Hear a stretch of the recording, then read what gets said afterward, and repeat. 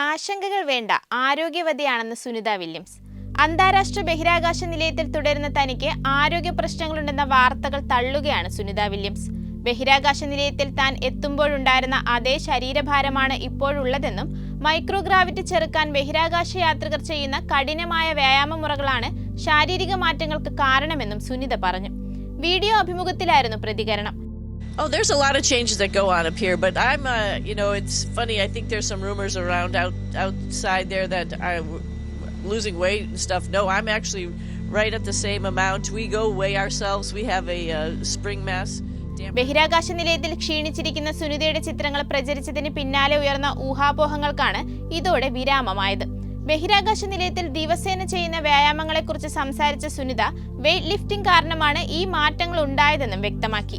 On the workout gear, we've got a bike, we got a treadmill, and we got weightlifting equipment, and I could definitely tell that weightlifting, which is not something I do all the time, has definitely changed me. My thighs are a little bit bigger, my butt is. ജൂണിൽ ബഹിരാകാശ നിലയത്തിലെത്തിയ സുനിത വില്യംസും സഹയാത്രികനായ ബാരി വിൽമോറും Boeing Starline പേടകം തകരാറിലായതിനാലാണ് അവിടെ തുടരുന്നത്.